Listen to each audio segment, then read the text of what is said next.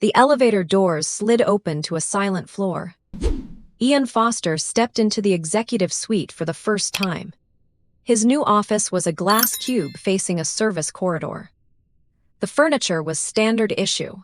A junior analyst, named Leo, gave him a brief tour. Leo's instructions were noticeably vague. The department was called Strategic Integration. Ian's title was Director of Operational Oversight. He had been recruited from a competitor after a lengthy process. His hiring manager had left the company weeks before his start date. No one seemed to expect him. His calendar for the first week was completely empty.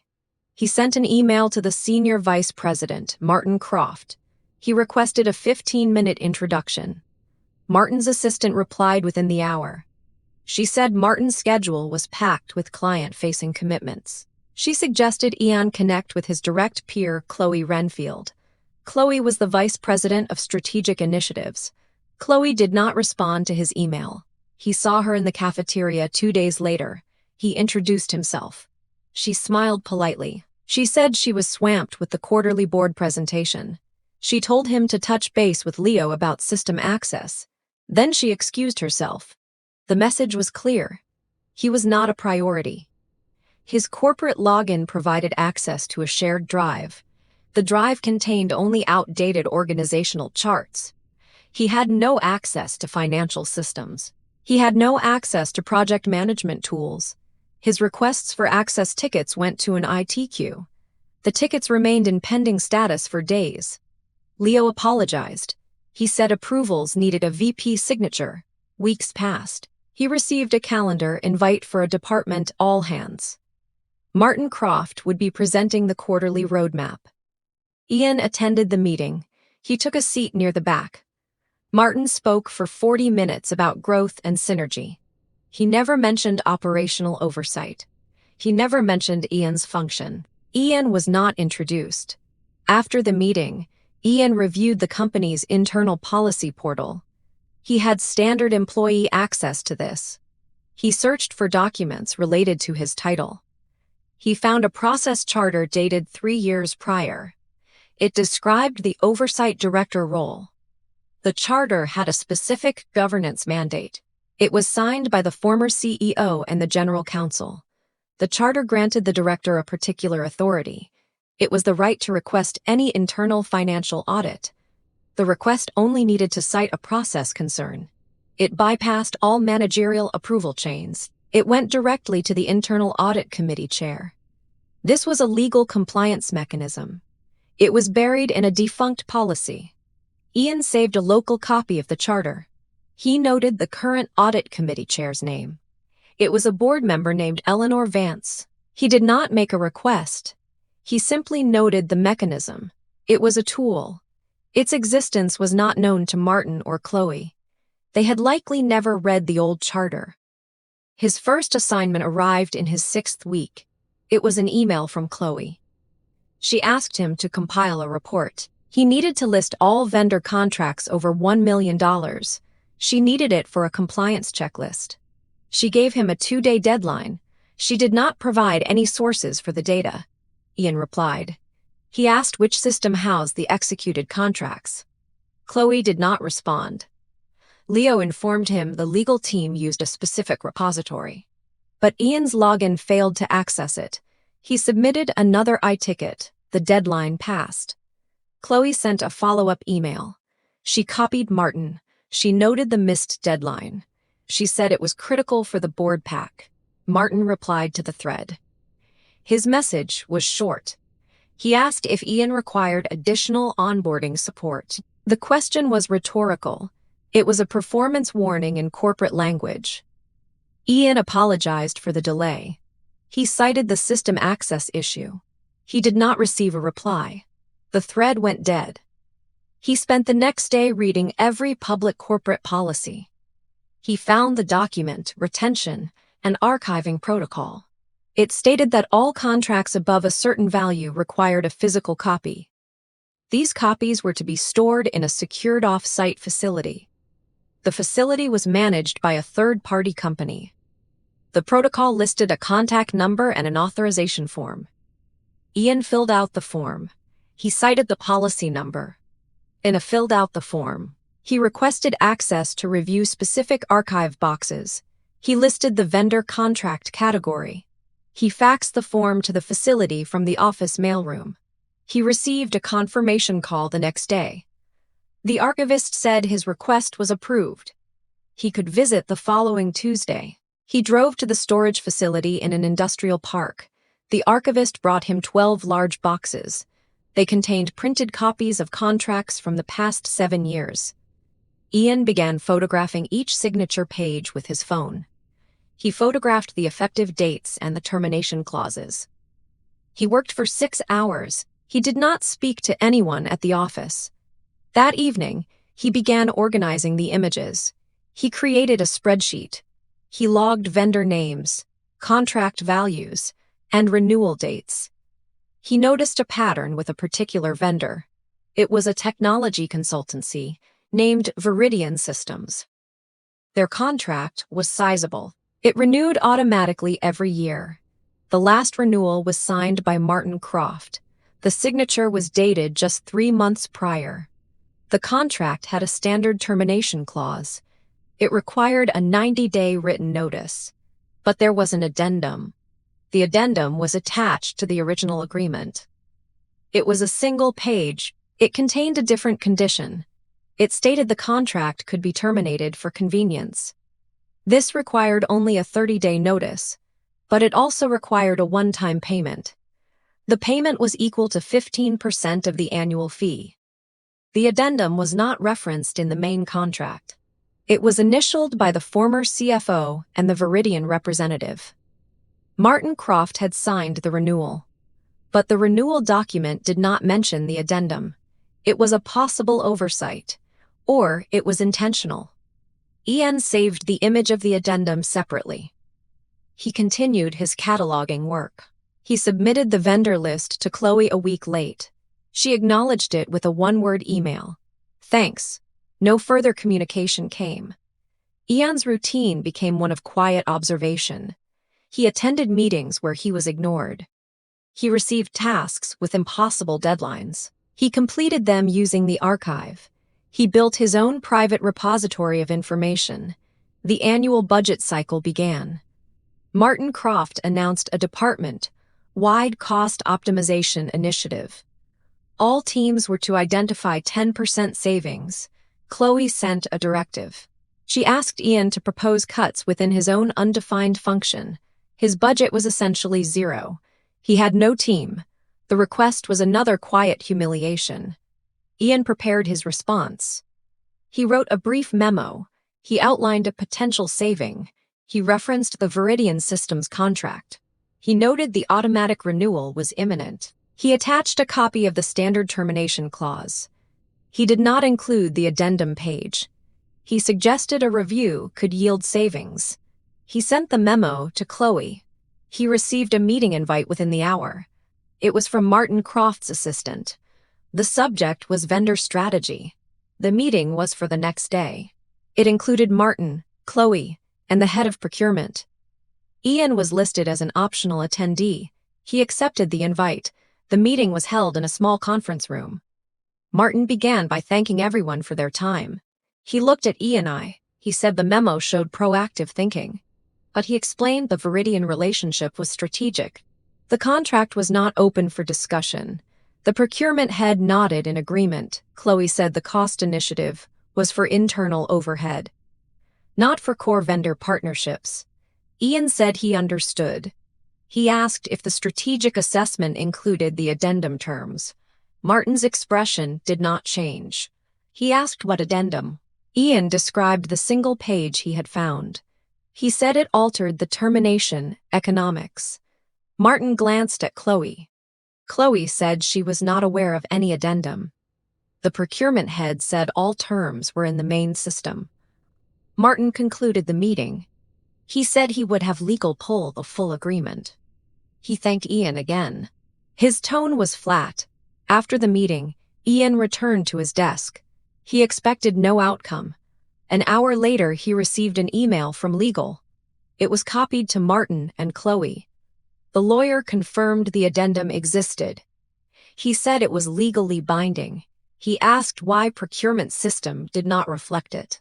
A separate email thread began. Ian was not included on it. He could see the subject line in his inbox preview. It read, "Viridian contract discrepancy." The number of recipients grew throughout the afternoon. By 5 p.m., the chief financial officer was on the thread. Ian closed his computer. He left the office. The next morning, the atmosphere was different. Chloe passed his office. She did not look in. Leo brought him a coffee. He said Martin wanted to see him at 11. The meeting was a one-on-one. Ian arrived at Martin's office precisely on time. The assistant waved him in. Martin's office was large and quiet. He asked Ian to sit. He said the Viridian matter was being handled. He thanked Ian for his diligence. Then he changed the subject. He said the company was restructuring the strategic integration department. He said Ian's role was being reevaluated. He said they might need him to take on a different function, perhaps in a regional office. He said he was happy to discuss his role. He referenced the original process charter. He said his understanding of the mandate was clear. Martin said charters from previous regimes were often obsolete. He said the current leadership had different priorities. He suggested Ian take the rest of the week to consider his options. Ian returned to his desk. He opened the policy portal. He drafted a formal request. It invoked the audit power from the old charter. He cited a concern regarding vendor contract governance. He noted the discrepancy uncovered with Viridian systems. He stated it may indicate a broader control weakness. He addressed it to Eleanor Vance, Audit Committee Chair. He did not send it. He saved it as a draft. He then submitted a routine vacation request through the HR system. He requested time off starting the following Monday. He listed his personal email for contact. Martin approved the request within minutes. It was a clear signal. Ian was being moved out of the way. On Friday afternoon, he sent the audit request from his corporate email. He clicked send. He then logged out of all systems. He cleared his browser history. He left the office at 5 p.m. He would not return for 2 weeks. He knew the request would generate a mandatory process. The process would not involve him. It would involve Martin Croft. His personal phone remained silent for 4 days. On the 5th day of his vacation, an email arrived. It was from the office of the General Counsel. It requested a brief confidential call. Ian replied with his availability. A 1-hour window was scheduled for the next day. The call was with a senior lawyer named David Chen. His tone was neutral and procedural. He confirmed Ian had submitted the charter-based audit request. He said the audit committee had acknowledged it. An independent review would be conducted. He asked Ian for any supporting documents. Ian provided the contract images. He included the addendum. He gave a concise summary of his discovery process. He did not offer opinions. He did not mention Martin or Chloe. David thanked him. He said the internal audit team would begin their work. Ian would likely not be involved further. They would contact him if they had questions. Ian returned from vacation. His key cards still worked. The office was the same, but his presence was now acknowledged differently. People made brief eye contact. They gave small nods. No one spoke to him. His calendar contained a new invite. It was for an audit kickoff meeting. He was listed as a required attendee. The meeting was in a secure conference room. It included David Chen, 2 internal auditors, and the head of procurement. Martin and Chloe were not present. David outlined the scope. The audit would examine contract governance for all major vendors. It would start with Viridian and expand to a sample of others. The work was confidential. Ian's role was defined as a resource. He was to provide access to his research. He was not a decision-maker. He was not an investigator. He answered factual questions for 20 minutes. Then he was excused. As he left, David mentioned one more thing. He said Martin Croft had been informed of the audit. He had provided his full cooperation. Weeks passed. The audit was a quiet background process. Ian received occasional emails for clarification. He answered them factually. His daily work remained stagnant. Chloe assigned him a low-level data analysis project. It was busy work. He completed it without comment. He began a new personal project. He reviewed the company's corporate bylaws. He found the sections on officer authority. He studied the corporate secretary's filing history with the state. He looked for annual resolutions that delegated signing power. The information was public. It was tedious to compile. He built another private file. A month after the audit began, a board meeting was scheduled. The agenda was not public. Ian learned of it through a company-wide calendar block. The block was titled Board Executive Session. It lasted for 4 hours. The next day, Martin Croft announced a reorganization. The email was sent to the entire department. It stated that strategic initiatives would merge with another group. Chloe Renfield would be leading a new cross-functional team. Her title remained vice president. Martin's email did not mention operational oversight. It did not mention Ian. The structure diagram attached showed his function as a dotted line to legal. This was a common tactic. It was a slow marginalization. Ian's physical office was reassigned to a new hire. He was moved to a hot desking area near the printers. He set up his laptop there each morning. He did not complain. He simply continued his document review. The internal audit concluded its fieldwork. There was no announcement of findings. However, a new policy was published. It mandated that all contract addendums be centrally registered. Procurement system access was restricted. A new approval layer was added for any vendor payment over $500,000. The new approval was assigned to the CFO's office. Martin Croft's signature authority was quietly reduced. A financial policy update circulated. It listed the officers who could approve expenditures above certain thresholds. Martin's name was removed from the highest tier. He now required co-signature from the CFO for large commitments. This change was not explained. Chloe's new cross-functional team held a launch meeting. Ian was not invited. He saw the meeting notes in a shared drive. The notes listed key objectives. One objective was to streamline vendor management. The Viridian contract was listed as a key initiative. The action owner was Chloe. The deadline was 3 months away.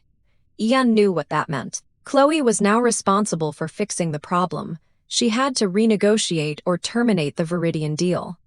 She had to do it under the new, stricter policies, and she had to do it with Martin's reduced authority. The pressure was being applied indirectly. He received a formal notice from Human Resources. It was a role clarification letter. It stated his position was being realigned. He would now report to the General Counsel's organization for administrative purposes. His functional responsibilities were under review. The letter invited him to schedule a meeting to discuss his career path. He scheduled the meeting. It was with an HR business partner named Linda. She was polite and professional. She said the company valued his contributions. She said the audit had highlighted certain control gaps. His charter was being modernized. She asked about his long-term interests. Ian said he was interested in governance and compliance. He spoke in corporate language. Linda nodded. She said a new position might be created. It would be in the compliance department. It would be at a lower grade than his current title. She presented it as a natural transition.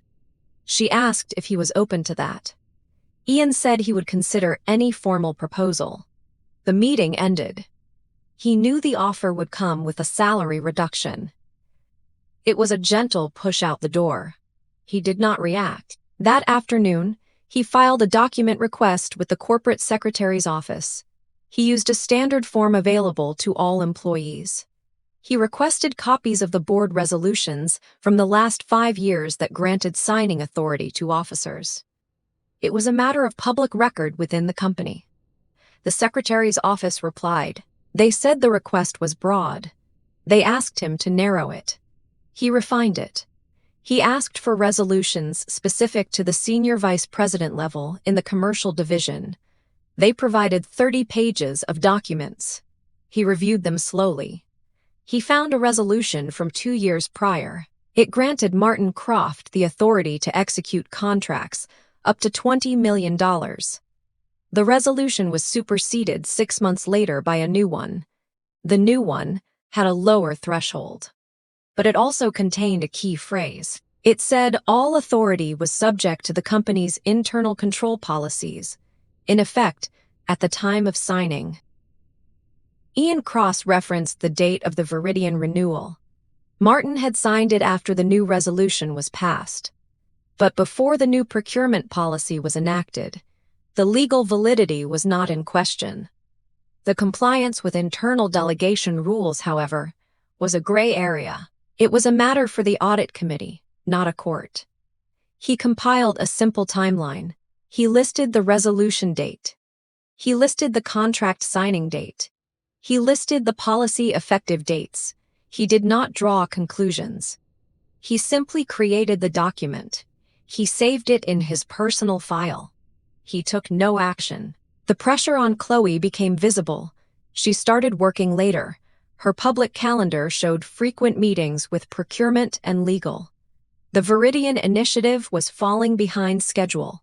She missed the first deadline. She requested an extension.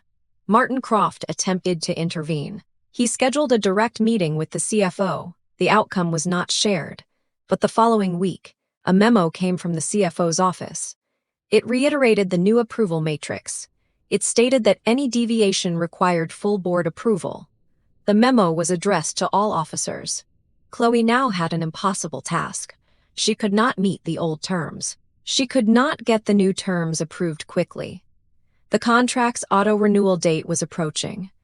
The addendum's termination fee was now a known liability. The finance team began accruing for the potential payment in their quarterly estimates. This accrual appeared in the quarterly financial statements prepared for the board. It was listed as a contingent liability. The amount was significant. The board asked for an explanation. The CFO provided one. He cited the contract discrepancy and the ongoing renegotiation. The board requested a full briefing. A special working session was scheduled. The head of internal audit was asked to present. David Chen from legal was asked to attend. Chloe Renfield was also invited. She was to present the path forward. Ian Foster was not on the list. The day before the briefing, Ian received a direct email from Eleanor Vance's assistant. Eleanor Vance was the audit committee chair. The email requested that Ian make himself available by phone during the board session. He might be called upon for factual clarification. He agreed. He waited at his home office during the scheduled time. The call never came. 3 hours after the meeting was scheduled to end, his phone rang. It was David Chen. His voice was tired. He said the board had asked detailed questions. They had focused on the sequence of events. They wanted to understand how the addendum was missed. David said the board was now expanding the audit's scope. They wanted to review all contracts Martin Croft had signed in the last 24 months. They wanted a full control assessment. David said this would be a major undertaking. He asked if Ian would be willing to support the internal audit team as a subject matter expert. It would be a temporary assignment. Ian said he was available to assist. He asked for formal terms of reference. David said they would be provided. The call ended. Ian checked his corporate email. There was a new message from the head of HR. It was copied to the general counsel. The previous letter about role clarification was rescinded. A new temporary assignment letter was attached. His title remained the same. His reporting line was now to the internal audit director for the duration of the review. His compensation was unchanged. The assignment was effective immediately. He was to have full access to all financial and legal systems necessary. The access was granted by order of the audit committee. Ian returned to the office the next morning. His keycard now opened the secure floor where internal audit worked. He was given a dedicated workspace. It was a plain room with a computer. On the desk was a list of contract numbers. It was the beginning of the expanded review. The first contract on the list was not with Viridian. It was with a different vendor, one he had never heard of. The value was even larger. The new contract was for cloud infrastructure services. The vendor was a firm called Nexum Technologies. The value was 3 times larger than the Viridian deal. Ian accessed the central repository. He found the fully executed agreement. He began with the signature page. Martin Croft's signature was there. It was dated 18 months prior. The contract was for a 5-year term. The annual fees escalated by a fixed percentage each year. The termination clause was complex. It involved significant early exit penalties. He read the entire document. It was over 80 pages. He looked for addendums or side letters. The system showed one linked file. It was titled Service Level Agreement Appendix. He opened it. It was a standard performance document. He then followed his established process.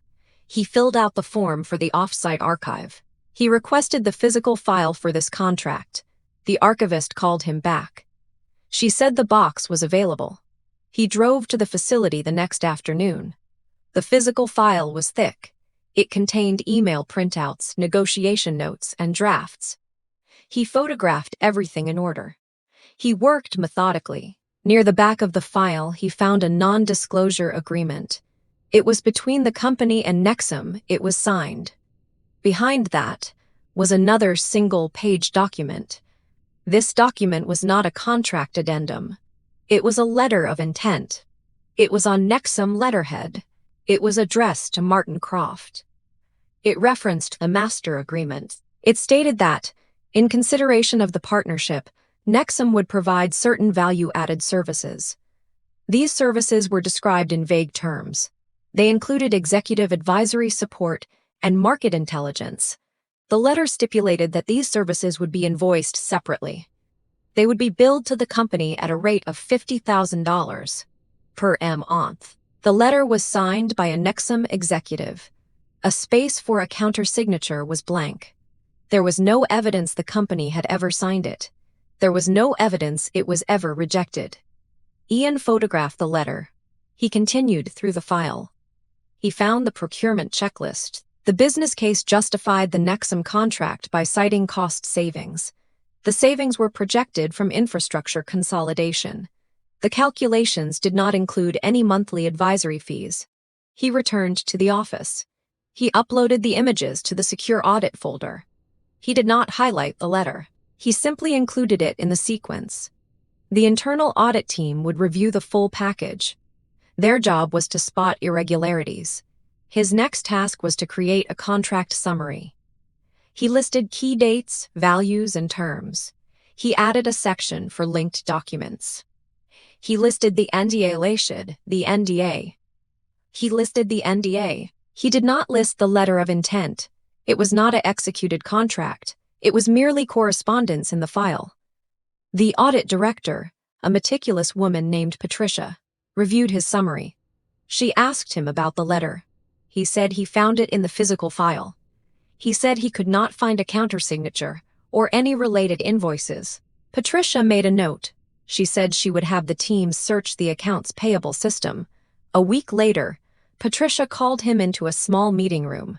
The head of internal audit was also there. His name was Robert. Robert asked Ian to walk through his discovery process again. Ian did. He described the archive request. He described photographing the contents in order. Robert asked if anyone had instructed him to look for such letters. Ian said no. He was following the standard procedure for contract review. Robert nodded. He said the AP search had found something. Over the last 18 months, Nexum had submitted monthly invoices. Each invoice was for $50,000. The description on the invoice was Strategic Advisory Retainer. The invoices were approved for payment by Chloe Renfield. The coding was to a general consultancy budget. The budget was under Martin's control. The payments had totaled $900,000 to date. They had not been flagged. They were below the threshold for detailed review. The budget category was broad. Robert asked if Ian had seen any deliverables for this retainer. Ian said he had not. The letter of intent did not define deliverables. Robert thanked him. The meeting ended. Ian went back to his work. He continued reviewing other contracts. He found no other similar letters. The Nexum arrangement appeared to be an anomaly. But anomalies attract more scrutiny. The internal audit team expanded their examination. They requested all of Chloe Renfield's approved invoices for the past 2 years. They requested Martin's expense reports. They began tracing the flow of money. This was now a financial controls audit. It was beyond the original vendor governance scope. Ian was not part of that deeper work. He was assigned to review older contracts. He was looking for patterns in termination clauses. It was quiet, tedious work. He did it without complaint. He saw Chloe in the hallway once. She looked past him as if he were invisible. Her expression was strained. The board received an interim update from the audit committee. The update prompted a directive. Martin Croft was placed on a temporary leave of absence. The announcement was framed as a personal sabbatical. The email to staff said Martin was taking time to focus on professional development. An interim leader from another division was appointed. Chloe Renfield was now acting head of the department. Her first official email was about fiscal responsibility. She announced a freeze on all discretionary spending. She canceled several vendor workshops. She did not mention the Nexum payments. They had stopped the moment the audit began. Ian received a new assignment. It came from Robert. He was asked to prepare a report. He was to summarize the legal risks associated with auto-renewal clauses across all major contracts. The report was for the legal department's annual risk assessment. It was a legitimate task. It was also a way to keep him occupied and distant from the ongoing investigation. He compiled the data. He noted each contract's renewal notice period. He flagged those with shorter than 90-day windows. He provided the report. A lawyer from David Chen's team scheduled a call to discuss it. The lawyer's name was Anya. Anya asked insightful questions. She wanted to understand the operational risk. What if a business owner forgot a renewal date? Ian explained the financial commitment could be substantial. Anya thanked him. She said his work was helpful. After the call, she sent a follow-up email. She copied David Chen. She suggested Ian present his findings to the legal team's quarterly meeting. David agreed. The invitation arrived. The meeting was in 2 weeks. The attendee list included the general counsel, all managing lawyers, and the chief compliance officer. It was a high-level forum. Ian began preparing his slides. He kept them factual and visual. He used charts and simple bullet points. He avoided any mention of specific recent events. The night before the presentation, he received an email from David Chen. David asked him to include a specific data point. He wanted the total potential financial exposure from all auto-renewing contracts over the next 12 months. Ian had the numbers. He added a final slide with a figure. It was a large number. The presentation lasted 15 minutes. He spoke calmly. He explained the data sources. He explained the calculation method. He showed the summary figure. He took 3 questions. They were about methodology. He answered them. The general counsel thanked him. The meeting moved on to other topics. As he was packing his laptop, David Chen approached him. David asked him to stay for a moment. The room emptied. David closed the door. He said the board was forming a special committee. It would oversee the remediation of control deficiencies. The committee would need a dedicated support resource, someone with knowledge of the contracts and the processes.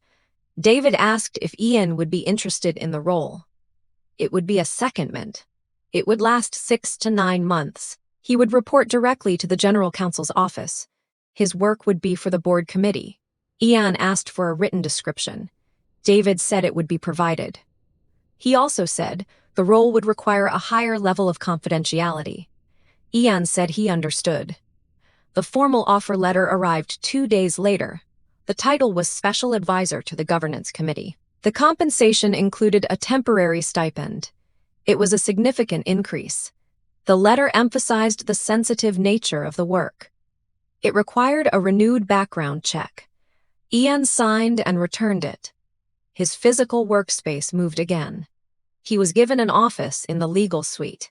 It had no windows. It was quiet. His first task was to compile a master list of all audit findings. He was to map them to the company's official internal control framework. It was administrative work, but it placed him at the center of the information flow. He now had access to the full audit reports. He read the findings on the Nexum payments. The audit concluded the payments lacked a clear business purpose. There was no evidence of services rendered. The approval chain was insufficient. The finding was rated as a significant deficiency. It was being referred to the special committee for further action. The committee's first meeting was scheduled. Ian prepared the briefing books. He included the audit report. He included the contract summaries. He included his own auto-renewal analysis. He bound them neatly. He delivered them to the board secretary. The meeting was held on a Friday afternoon. Ian was not invited. He was asked to be on standby in an adjacent room in case the committee had technical questions. He sat there for 3 hours. He heard nothing. At 6 p.m., the committee chair, a board member named Charles, came out. He asked Ian for a copy of the original process charter, the one that gave the audit request power. Ian provided it from his files. Charles thanked him and went back inside. The following Monday, a company-wide announcement was made. Martin Croft's sabbatical was becoming a permanent departure. He had decided to pursue other opportunities. The language was standard. There was no farewell note from Martin. His corporate profile was deactivated by noon. Chloe Renfield remained as acting head, but a new hiring process was announced. The company would search for a permanent senior vice president. The search would be external. Chloe was encouraged to apply. It was a clear signal. She was not the chosen successor. Ian continued his work for the committee. He drafted status updates. He tracked remediation actions. One action was to recover the Nexum payments. Legal was drafting a demand letter.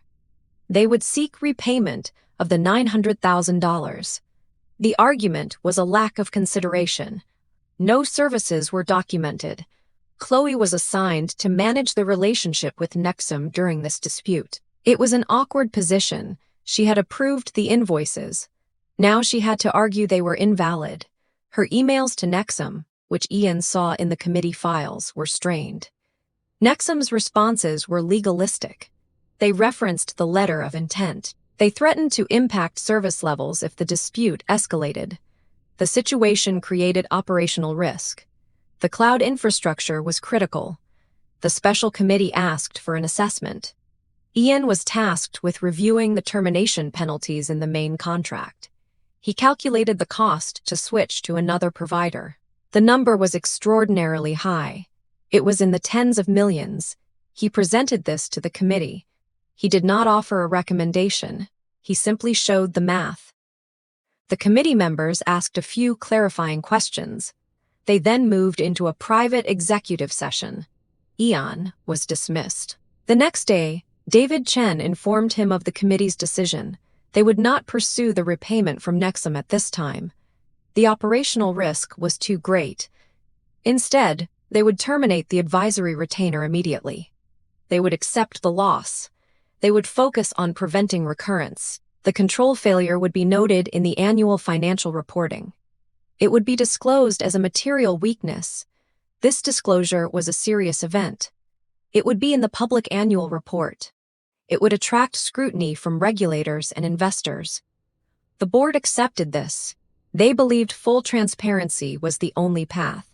The audit committee would oversee the remediation plan. Chloe Renfield's role in the control failure was now part of the official record. She had approved the invoices. She had not validated the services. The board's minutes noted this. Ian saw the draft minutes. He was proofreading them for factual accuracy. He made no edits. He returned the document. A week later, Chloe announced her resignation. She accepted a position at a smaller firm. Her departure email was brief. She wished the company success. Her exit interview was conducted by HR and a member of the internal audit team. Ian was not privy to the details. With both Martin and Chloe gone, the department was led by the interim manager. He was a cautious man from finance.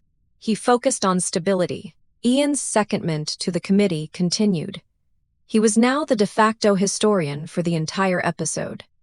The board committee wanted one final thing: a comprehensive review of all delegated authorities. They wanted to ensure no other officers had overstepped. Ian was asked to map every signing authority resolution against every major contract signed in the last 3 years. It was a massive cross-referencing exercise. He began the work. It required accessing the board resolution database. It required the full contract repository. He wrote simple scripts to compare dates and amounts. He flagged any contract where the signing officer's authority limit was unclear. Most were clean. A handful were ambiguous. One of the ambiguous ones was a real estate lease. It was for a regional office expansion. It was signed by Martin Croft. The lease commitment was high. The authority resolution in effect at that time had a specific exclusion for real estate leases. Real estate required a separate approval from the CFO. Ian checked the approval trail. The CFO's approval was not in the system. He checked the physical file from the archive. He found an email. It was from the CFO to Martin. It said, "Proceed as you see fit." It was not a formal approval under the policy. This was another minor discrepancy. It was not a payment issue. It was a violation of internal delegation rules. He added it to his list of ambiguous cases. He submitted the full report to the committee. He thought his work was nearly done. The committee would review and close the remaining items. He was wrong. The committee saw the real estate lease finding differently. They viewed it as part of a pattern of circumventing internal controls. They decided to broaden the scope again. They wanted a forensic audit of all transactions approved by Martin Croft in the last 5 years. They hired an external firm to conduct it. The external auditors required a liaison. The committee asked Ian to fill that role. His secondment was extended indefinitely. His new task was to facilitate the forensic audit. He was to provide documents, schedule interviews, and ensure access. He was to be a neutral conduit. The external auditors arrived. They were polite and intense. They set up in a secure workspace. Ian met with their lead, a woman named Samantha. She gave him a long list of initial requests. It included bank statements, credit card records, and travel logs. Ian coordinated with finance and it to provide the data. Weeks turned into months. The forensic audit was a slow, silent process. The company operated normally. The new senior vice president was hired. He was an outsider. He cleaned house. He brought in his own team. The old strategic integration department was dissolved. Ian's role was now entirely tied to the audit. He had no operational function left. He was a relic of the previous regime. But he was a useful relic. He knew where the documents were buried. One afternoon, Samantha asked him a specific question. She had been tracing credit card statements. She found a series of charges from an exclusive golf club. The charges were on Martin Croft's corporate card. They were for membership fees and event tickets. The business purpose was listed as client entertainment. She asked Ian if he knew whether the company had a policy on club memberships. He directed her to the employee handbook. The policy stated that club memberships required pre-approval from the CEO. They also required a documented business justification submitted annually. Samantha asked if he could find any approval forms for this golf club. Ian searched the records. He found none. He reported this back. Samantha made a note. She did not seem surprised. She moved on to the next item on her list. Ian continued his liaison work. He felt the atmosphere in the company changing. The external audit was an open secret. People knew it was happening. They avoided the floor where the auditors worked. They avoided Ian. He had become a ghost in the machine. The special committee scheduled a meeting to receive the forensic audit's preliminary findings. Ian prepared the logistics. He booked the room. He arranged for the technology. He ordered the catering. He was an administrator. The meeting was set for a Thursday. On Wednesday, Samantha asked to see him. She closed the door. She said her team had found something unexpected. It was not about the golf club. It was about a different set of transactions. They involved a shell company. The name of the shell company was unfamiliar, but its registered agent was the same law firm that represented Nexum Technologies. She said the transactions were complex. They involved transfers between vendors. She could not share more details yet, but she said the committee needed to know. The preliminary findings presentation would now be much more serious. She asked Ian to ensure only the committee members were present. No other executives. Ian relayed the request to the board secretary. The secretary confirmed the attendee list. It was the core special committee, no one else. The meeting was on. Ian's role was to be outside the room, to handle any logistical needs. He arrived early. He tested the projector. He laid out the briefing books. The committee members filed in. They looked grave. The external audit team entered. Samantha carried a thick folder. The door closed. Ian sat at a small desk in the anteroom. He could hear the low murmur of voices through the door. Then the voices stopped. A presentation had begun. He waited. Hours passed. The catering staff came and left untouched coffee. The murmur behind the door became more intense at times. He heard raised voices once, then silence again. Finally, after 4 hours, the door opened. The committee members walked out. Their faces were unreadable. They did not speak to each other. They left quickly. Samantha and her team emerged. They looked tired. Samantha saw Ian. She walked over. She said the committee had requested an expanded forensic scope. They needed to follow the money trail internationally. This would take more time. She said Ian's assistance had been valuable. She would need him to coordinate with the International Treasury team next week. Ian nodded. He asked if there was anything specific he should prepare. She said she would send a list. She packed her things and left. Ian was alone in the quiet anteroom. He cleaned up the unused coffee cups. He collected the briefing books. One book was left behind in the meeting room. It was the copy belonging to the committee chair. Charles. Ian picked it up. It was open to a page. The page showed a diagram. It was a simple flowchart. It connected several company names. One box was labeled with the company's name. Another was labeled Nexum. A third was labeled with an unfamiliar LLC. Arrows showed fund flows. A handwritten note in the margin said, "Possible kickback." Ian closed the book. He did not take a picture. He did not write anything down. He placed the book in a secure courier envelope for return to the board secretary. He left the office. It was late. The building was empty. As he walked to his car, he understood. The procedural problem had just evolved into a legal one, and he was still the man in the middle. The International Treasury team was guarded. Their vice president, a man named Arjun, was cautious. He requested a formal memo from the General Counsel. The memo needed to authorize the release of cross-border payment records. David Chen drafted it. The memo cited the board committee's mandate. Arjun complied. Ian received encrypted files. They contained wire transfer records for the past 5 years. The files were massive. He provided them to Samantha's forensic team. They had specialized software for this. They began the analysis. Ian's role was to clarify any vendor names or cost centers. A pattern emerged slowly. Payments to Nexum Technologies were clean, but there were parallel payments to a consulting firm based in Singapore. The firm was called Palace Advisory. The contracts with Palace were for market research in Asia. The amounts were modest. The approval chain was different. It involved a director in the strategy group.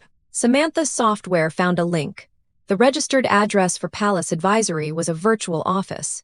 The same virtual office was used by another entity. That entity was the shell company mentioned in the preliminary findings.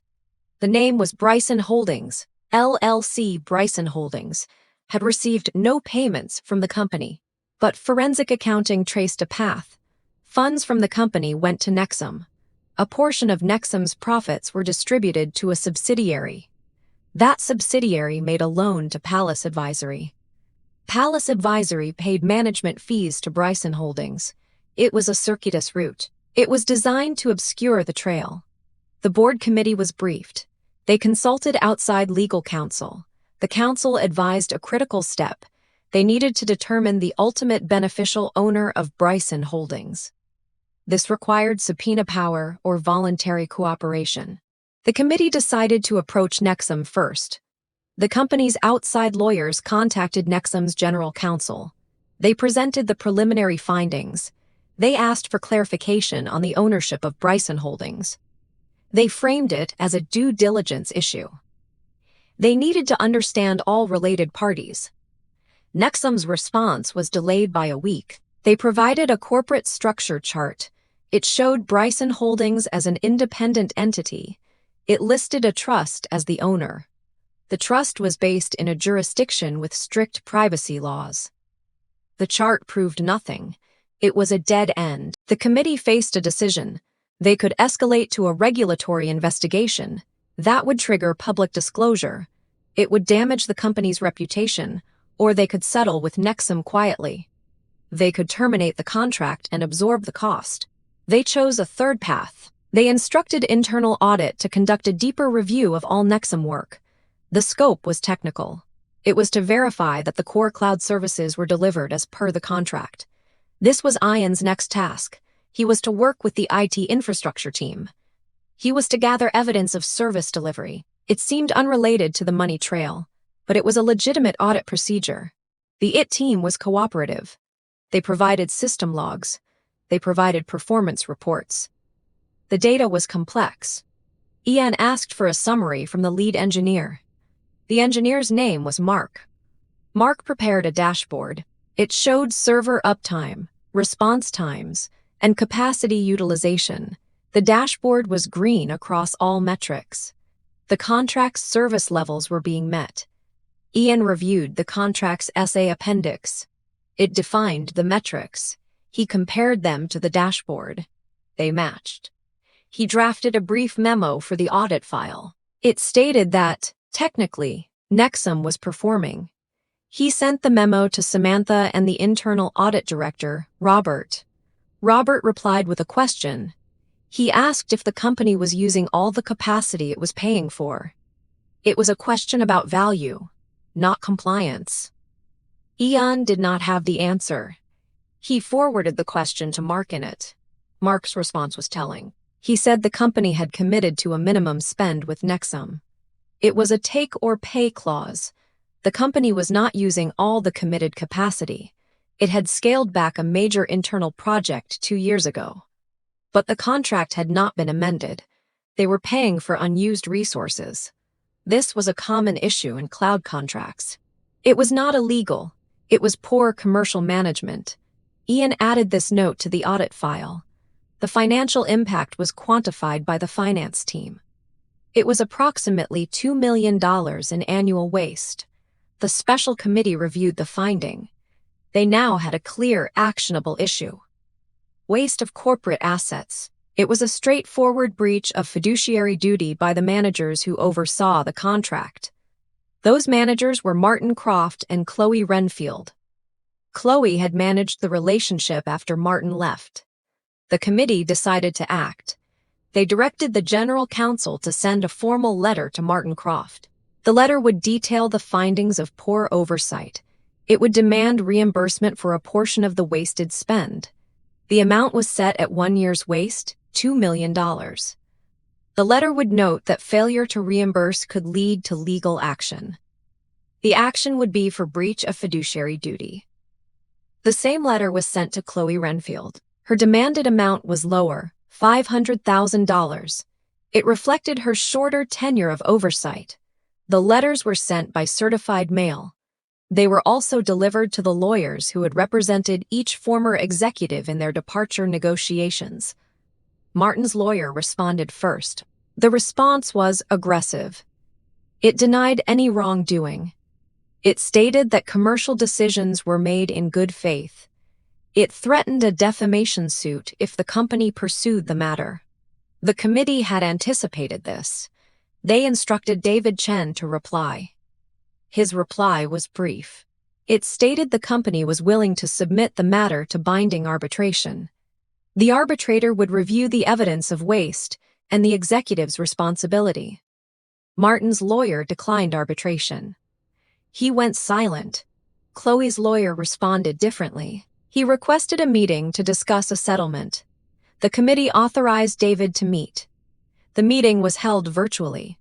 Chloe's lawyer proposed a lower repayment figure. He cited her cooperation and her current financial situation. David said he would take the proposal to the committee. The committee debated. Some members wanted to make an example. Others wanted to close the chapter. They settled on a counteroffer. Chloe would repay $250,000. She would also sign an enhanced non-disclosure agreement. She would not disparage the company. She would not assist Martin in any legal action against them. The offer was presented. Chloe accepted. The agreement was drafted and signed. The funds were transferred within 30 days. The company recorded the recovery in its internal accounts. The matter with Chloe Renfield was closed. Martin Croft remained an open issue. The committee's next move was procedural. They voted to claw back his last year of bonus payments. The company's clawback policy had been recently strengthened. It allowed recovery of incentive pay if an executive's actions contributed to significant financial loss. The loss was now documented as the wasted Nexum spend. The amount of the clawback was $1.8 million. It was slightly less than the original demand.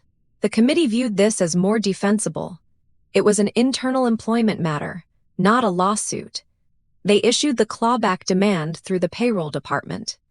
They instructed the company's bank to reverse the relevant bonus payments. Martin's lawyer sent a blistering letter. He argued the clawback was invalid. He said the policy was not in effect at the time the decisions were made. He threatened immediate litigation. The committee held firm. They knew litigation would be costly for both sides. They believed Martin would not want the discovery process. It would expose his financial dealings to scrutiny. They were correct. After 2 weeks of silence, Martin's lawyer proposed a confidential settlement talk. The committee agreed. A mediation was scheduled. A retired judge was hired as the mediator. The process was confidential. Ian was not involved. He only knew it was happening because David Chen blocked out his calendar for 3 days. The mediation took place at a neutral law office. It lasted 2 days. On the 3rd day, David returned to the office. He looked weary but satisfied. He called a brief meeting with the committee chair, Charles, and the head of the audit committee, Eleanor Vance. Ian was asked to take notes. David reported the outcome. Martin Croft had agreed to repay $800,000. He would forgo any claims to deferred stock units. He would sign a comprehensive release of claims. In return, the company would not pursue further legal action. It would not publicly disclose the details. It would issue a standard announcement that all matters were resolved amicably. The company would also provide a neutral reference, confirming only his dates of employment and title. The committee approved the terms. The settlement documents were executed within a week. The funds were received. The company's legal department closed the file on Martin Croft. With the individual actions complete, the committee turned to systemic fixes. They commissioned a new vendor management office. They approved a new software system for contract lifecycle management. They mandated annual training for all officers on fiduciary duties. These were all standard corporate governance improvements. Ian's role on the special committee was winding down. He was asked to compile a final archive. He was to gather all documents, analyses, and reports into a single organized digital repository. This archive would be stored for legal retention purposes. It would then be sealed. He worked on this for a month. He created an index. He linked every document to a finding. He redacted personal employee information where required. It was meticulous, final work when it was done. He submitted it to the General Counsel's office and the board's secretary. A final meeting of the special committee was held. Ian was invited to attend. He was asked to present the structure of the archive. He did so in 5 minutes. The committee asked no questions. They thanked him for his diligent work. After the meeting, Charles, the committee chair, asked Ian to stay behind. The others left. Charles was a man in his 60s, with a calm demeanor. He told Ian that the board had been impressed with his objectivity. They noted his deep knowledge of the company's processes. A new position was being created. It would report directly to the audit committee. It would be called Director of Governance Assurance. The role would involve continuous monitoring of internal controls. It would have a direct reporting line to the audit committee chair. It would be independent of management. It was a powerful watchdog position. Charles asked if Ian was interested. Ian said he would like to see a job description. Charles smiled slightly. He said, a description would be provided. The compensation would be equivalent to a vice president's salary. There would be a 3-year contract. Ian said he would review it carefully. The formal offer arrived the next week. The contract was clear. It granted the director the authority to access any system or document. It required quarterly private sessions with the audit committee. It included a clause that the position could only be terminated by a majority vote of the board. It was a role designed to be untouchable by management. Ian signed the contract. His transition was swift. He moved into a new office on a different floor. It was near the boardroom. He hired one assistant, a recent law school graduate. Together, they began drafting the charter for the governance assurance function. His first quarterly meeting with the audit committee was scheduled. He prepared a brief report. It listed the new controls implemented. It noted that the Nexum contract was being renegotiated by the new vendor management office. The wasteful clause was being addressed. The potential savings were estimated. The meeting was uneventful. The committee asked a few procedural questions. They approved his proposed work plan for the next quarter. The meeting adjourned. As he was leaving, Eleanor Vance stopped him. She said one final thing. She said the board appreciated his discretion throughout the entire matter. They valued quiet competence. She said the company needed more of it. Ian nodded. He said thank you. He returned to his office. He reviewed his emails. There was a message from the new senior vice president, his nominal manager for administrative purposes. The SVP requested a meeting to discuss Ian's quarterly objectives. Ian replied with his availability. He knew the meeting would be awkward. The SVP had no real authority over him, but protocol required the conversation. The meeting was cordial. The SVP spoke about alignment and synergy. Ian listened. He said his objectives were set by the audit committee charter. He would share the approved work plan. The SVP said that was fine. The meeting ended in 15 minutes. Ian's life settled into a new routine. He monitored control reports. He attended audit committee meetings. He wrote brief, factual memos. He was left alone. He had achieved a form of corporate sanctuary. He was respected, feared, and left to his own devices. One afternoon, he was reviewing a routine report from internal audit. It was a follow-up on the implementation of the new contract management system. The report noted that user adoption was slow. Some business units were resisting the new approval workflows. One unit was named the Commercial Division, Martin Croft's old division, now under the new SVP. Ian flagged the finding. He sent a polite email to the head of internal audit, Robert. He asked if the audit committee should be informed of the resistance. Robert replied that it was an operational issue. It was not yet a control failure. He suggested they monitor it for the next quarter. Ian agreed. He logged the exchange in his own tracking system. He left the office at 5:15. The hallway was quiet. He passed the elevator bank. A new poster was displayed. It was about corporate values, integrity, collaboration, excellence. The words were large. The graphics were modern. He did not stop to look. He pressed the button for the garage. The elevator arrived empty. The doors closed silently. He descended alone.